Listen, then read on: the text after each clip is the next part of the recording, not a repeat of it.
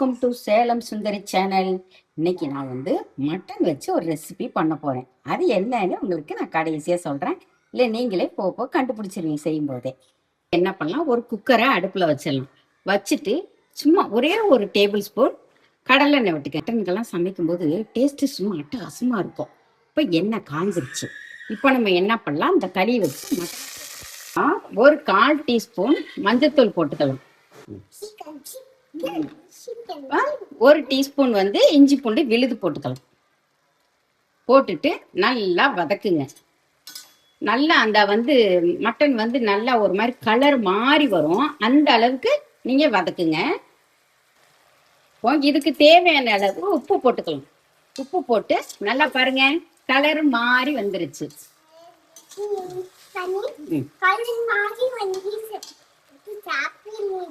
பாத்தீங்களா எங்க பேச்சு சொல்றத?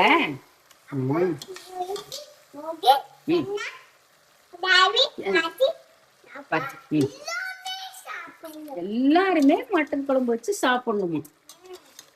பாருங்க, இப்ப நல்லா கறி நல்லா சுருண்டு வந்துருச்சு. மட்டன் நல்லா சுருண்டு வந்துருச்சு. தண்ணி ஊத்தி சொல்லுங்க.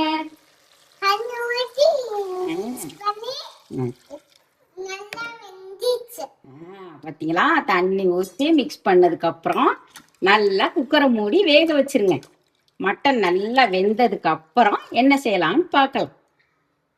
அந்த மட்டன் வேகிறதுக்குள்ளர நம்ம என்ன பண்ணலாம், 2 கைப்பிடி அளவு மல்லி, அதாவது வரக்கொத்தமல்லி போட்டுக்கலாம். போட்டு தீ சிம்ல வச்சு நல்லா மணம் வர்ற அளவுக்கு வறுத்துக்கங்க. இப்போ நல்லா மணம் வந்துருச்சு. இப்போ அந்த மணம் வந்துருச்சு. இதை தனியா இப்போ நல்லா வறுபட்டுருச்சு இல்லையா, ஒரு தட்டில் கொட்டி வச்சிடலாம். அடுத்தது 1 டேபிள் ஸ்பூன் அளவுக்கு சோம்பு, அதுவும் போட்டு நல்லா வாசனை வர்ற அளவு வறுத்துக்கலாம். சோம்பு நல்லா வறுபட்டுருச்சு, எடுத்துடலாம். சோம்பும் தனியா போட்டுருங்க, எல்லாமே ஆறட்டும். இப்போ அடுத்தது மிளகு 1 டீஸ்பூன், அதுவும் நல்லா வாசனை வரட்டும். மிளகு வறுபட்டுருச்சு. அடுத்து 1 டீஸ்பூன் சீரகம், அதாவது சோம்பு 2 டீஸ்பூன் போட்டோம்னா சீரகம் மிளகும் 1 போட்டா போதும். இப்போ இது நல்லா, இதுவும் நல்லா வாசனை வரட்டும். இந்த வறுபட்டது எப்படி கண்டுபிடிக்கணும் அப்படின்னா பாருங்க, டப் டப்புன்னு பொரியுது பாருங்களேன், மிளகெல்லாம் பொரியுது பாருங்க, அவ்வளவுதான். இப்போ இதையும் தனியா எடுத்து வச்சிடலாம்.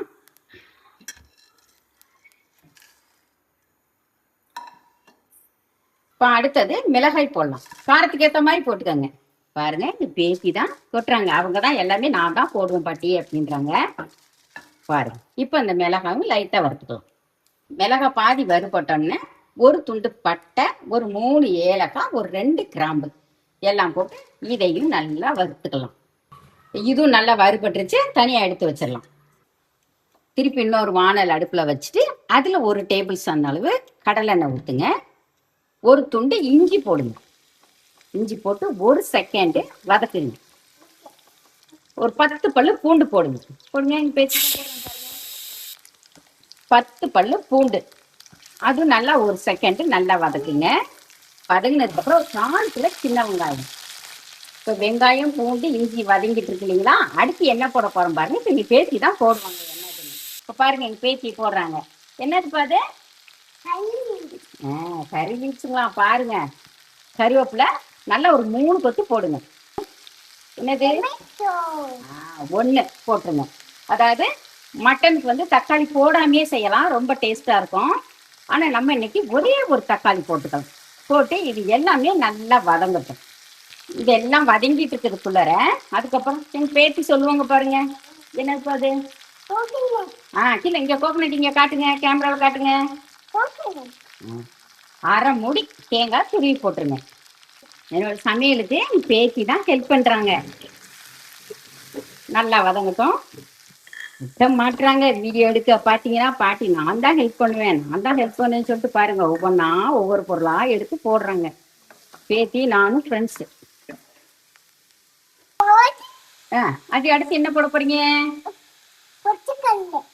பொட்டுக்கல்ல 1 டேபிள் ஸ்பூன், அதையும் போட்டு 1 செகண்ட் நல்லா வதக்குங்க. அதுக்கப்புறம் கசகசா 1 டீஸ்பூன், அதையும் அந்த சூட்லயே வதக்கங்க. ஆமாப்பா, இதெல்லாம் வந்து போய் நம்ம மிக்சியில போய் நல்லா நைஸா அரைச்சிட்டு வந்துடலாம். விருப்பப்பட நீங்க அம்மியில கூட அரைச்சிக்கலாம். அதுக்கப்புறம் இந்த வறுத்து அரைச்ச மசாலா இருக்கு இல்லைங்களா, அதை போட்டுட்டு ஸ்டவ்வை ஆஃப் பண்ணிருங்க. அவ்வளவுதான். ஆஃப் பண்ணிட்டு இது போய் நல்லா ஆற வச்சிருங்க. மட்டன் நல்லா வெந்துருச்சுங்க. இப்போ வெந்ததுக்கு அப்புறம் நம்ம என்ன பண்ணலாம், இந்த அரைச்ச விழுது எல்லா மசாலாவும் சேர்த்து ஒண்ணா அரைச்சிட்டோம் இல்லைங்களா, இப்போ நல்லா வலிச்சு ஊற்றிடுங்க. இது எல்லாம் வலிச்சு ஊற்றியாச்சு. இப்போ இதுக்கு தேவையான அளவு உப்பும் போட்டுக்கலாம். உப்பு போட்டாச்சு. இதை நல்லா கலந்து விட்டுருங்க. நல்லா கலந்து விட்டு செக் பண்ணுங்க. இப்படியே விட்டுறக்கூடாது. இது நல்லா ஒரு 10 நிமிஷம் சல நல்லா கொதிக்கணும். ஏன்னா அந்த அரைச்ச மசாலா வாடை எல்லாம் போடும் இல்லையா, அவ்வளவுதான். இதுக்கப்புறம் இந்த குழம்புல எதுவும் செய்ய வேண்டியதில்லை. நல்லா சலசலன்னு கொதிக்கட்டும். இது நல்லா கொதிக்கட்டும். இப்போ எல்லாம் டேஸ்ட் பாருங்க எப்படி இருக்குன்னு. கொஞ்சம் உப்பு கம்மியா இருக்கு, அதனால நான் உப்பு போட்டுக்கிட்டேன். இப்போ இது நல்லா 10 நிமிஷம் கொதிக்கட்டும். நம்ம அதுக்கப்புறம் பார்க்கலாம் இது என்ன குழம்பு. நீங்களே இப்போ கெஸ் பண்ணியிருப்பீங்க இல்லையா, மட்டன் தண்ணி குழம்பு. இது மாதிரி வச்சு பாருங்க. இட்லி, தோசை, சப்பாத்தி எதுக்கு வேணாலும் எல்லாத்துக்கும் பொருத்தமா இருக்குங்க. இவ்வளோ டேஸ்டா இருக்கும். வச்சுட்டீங்கன்னு வச்சுக்கோங்க, அதுக்கப்புறம் நீங்க எப்போ இதாங்க உங்க வீட்டுல எல்லாருமே மட்டன் தண்ணி குழம்பு வைங்கம்மான்னு தான் சொல்லுவாங்க. இப்போ இது நல்லா 10 நிமிஷம் கொதிக்கட்டும். குழம்பு நல்லா 10 நிமிஷம் கொதிச்சிருச்சு பாருங்க. மேல நம்ம ஊத்துனது என்னமோ 2 டேபிள் ஸ்பூன் தான், ஆனா என்ன எப்படி பாருங்க தெளிஞ்சு வந்திருக்குன்னு. இப்ப ஃபைனலா பாருங்க, எங்க பேத்தி போட போறாங்க. போடுங்க, சீக்கிரம் போடுறேன் சில குழம்புல. என்னது அது சொல்லிட்டு போடுங்க. என்ன போட்டீங்க? அது நல்லா ஒரு 3 இனுக்கு நல்லா போட்டுருங்க. போட்டு ஸ்டவ் ஆஃப் பண்ணிடுங்க. எப்பவுமே இந்த மாதிரி நான்வெஜ்க்கெல்லாம் கொத்தமல்லியோட கருவேப்பிலை போட்டிங்கன்னா ரொம்ப சூப்பராக இருக்கும் டேஸ்ட்டு. இப்போ அருமையான சுவையில் ஒரு மட்டன் தண்ணி குழம்பு ரெடி. கண்டிப்பாக ட்ரை பண்ணி பார்க்குறீங்க. பார்த்துட்டு எங்களுக்கு எப்படி வந்துச்சுன்னு கமெண்ட்ஸில் சொல்லுங்கள். தேங்க்யூ.